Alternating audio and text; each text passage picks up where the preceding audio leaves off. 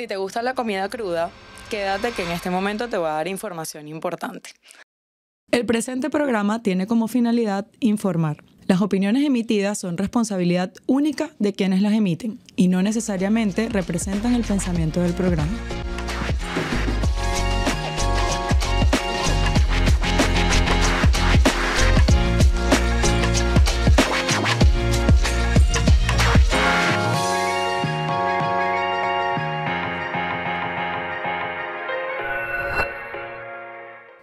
Este programa es presentado por Promédicos, Laboratorio IDULAB, Laboratorio Clínico La Trigaleña, Laboratorio Clínico La Viña, Laboratorios del Este, Pro Vacunas, Laboratorio Viñalab.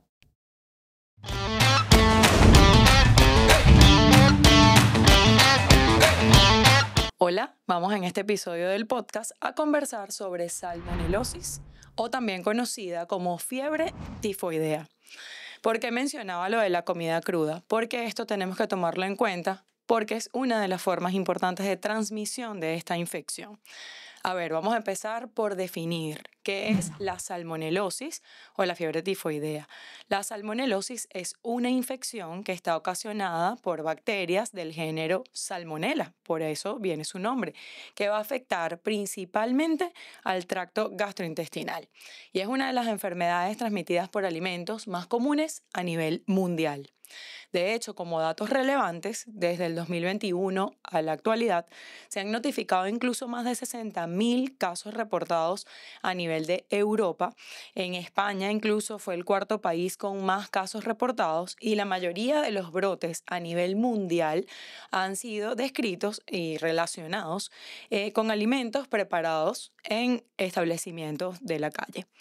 El agente causal, como les decía, son bacterias del género Salmonella y podemos tener Salmonella entérica. Entérica va relacionado a que es una infección gastrointestinal que tiene múltiples serotipos. Tenemos la Salmonella typhi, la Salmonella paratyphi, la Salmonella typhimurium y tenemos la Salmonella enteritidis. Esta, la más importante, digamos, y la más frecuente, es la Salmonella typhi y es por ello que tiene el nombre de fiebre tifoidea. ¿Cuál es el reservorio natural de la salmonela, de este grupo de bacterias? El intestino, los intestinos de los animales tanto domésticos como silvestres, especialmente las aves como pollos, pavos, patos, gaviotas. Ya conociendo qué es y cuál es el reservorio natural de este grupo de bacterias, entonces ya aquí podemos irnos a un punto más allá, que es cómo se transmite esta infección. La vía principal, sin duda, va a ser la ingesta de los alimentos o agua contaminada por esta bacteria.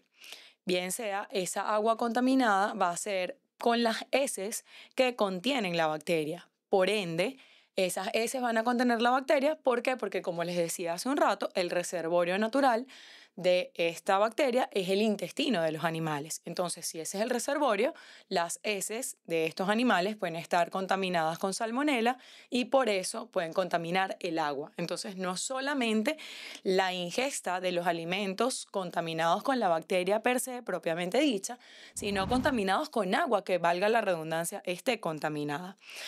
Huevo crudo o huevo mal cocido o poco cocido también va a ser una fuente de transmisión. Y las carnes mal cocidas, especialmente las carnes blancas, las carnes de aves. Como mencionaba, el reservorio es especial en sobre todo pollos, pavos, patos y gaviotas. Por ende, estas carnes deben estar bien cocidas para evitar este tipo de transmisión. Leche no pasteurizada, frutas y verduras que estén contaminadas, por supuesto, contacto con animales infectados. Sin embargo, es importante que tengan la información de que la salmonelosis no se transmite de persona a persona de forma directa, como otras infecciones que hemos conversado en otros episodios, pero se puede propagar si no contamos con buenas prácticas de higiene. Fíjense que la mayoría de las infecciones transmitidas por alimentos contaminados, bien sea por aguas contaminadas, y que son gastrointestinales, que son fecal oral, por decirlo de esa forma, casi todos van relacionados con la higiene. Si nosotros no tenemos una buena higiene, así no sea una enfermedad que se transmite de persona a persona, si una persona está positiva para salmonela, vamos a tener esa fuente de riesgo si no tenemos unas prácticas buenas de higiene. ¿A qué me refiero con prácticas buenas de higiene? Que posterior a las evacuaciones hagamos una adecuada higiene de manos con agua y jabón, al igual que el lavado de los alimentos de forma adecuada con el respectivo desinfectante, por decirlo de alguna manera. Los síntomas principales de la salmonelosis van a aparecer entre 6 horas y aproximadamente 6 días o una semana al haber estado expuesto a la gente con el que nos hayamos infectado. Lo más común es que el paciente va a presentar diarrea, va a tener manifestaciones gastrointestinales. A veces, y bastante frecuentemente, podemos tener una diarrea con moco y sangre, y en muchas oportunidades solamente con sangre. Puede presentar el paciente fiebre, dolor abdominal, puede haber náuseas, puede haber vómitos, puede haber escalofríos, dolor de cabeza. En la mayoría de los casos, los síntomas se pueden autolimitar y pueden durar de 4 a 7 días. Sin embargo, hay personas que pueden ser vulnerables, que pueden tener alguna enfermedad de base, edades extremas de la vida, que tengan alguna condición que los predisponga y pueden ser vulnerables a complicaciones graves como deshidratación severa o incluso bacteremia. ¿Qué es bacteremia? Bacteremia no es más que la diseminación de la bacteria a nivel de todo nuestro organismo y que, bueno, los pacientes pueden desencadenar incluso sepsis, que es una infección generalizada y grave.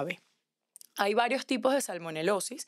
Tenemos salmonelosis no tifoidea, que es la gastroenteritis, las manifestaciones gastrointestinales causadas por los serotipos comunes, como la salmonella enteritidis y la salmonella typhimurium. Y tenemos la fiebre tifoidea y paratifoidea, que es la ocasionada por Salmonella typhi y Salmonella paratyphi, de allí donde viene su nombre, que son ya afecciones sistémicas, infecciones incluso más graves, que a veces comprometen la vida del paciente y ameritan una hospitalización. ¿Cómo hacemos el diagnóstico de esta enfermedad infecciosa bacteriana? Por supuesto, con el cultivo de las heces. Hay que hacer un examen de heces y solicitar la realización del cultivo para allí poder documentar la salmonela y a su vez tener el antibiograma, que no es más que el conocimiento de cuáles son los antibióticos que pudiésemos utilizar en este tipo de bacterias, conociendo si está resistente o sensible al mismo. En casos sistémicos, como les mencionaba, casos un poco más graves, casos avanzados, podemos hacer hemocultivos, por lo que les decía hace un rato que pueden presentar bacteriemia. Al presentar bacteriemia, podemos aislar también la salmonela en cultivos de la sangre, que son los hemocultivos.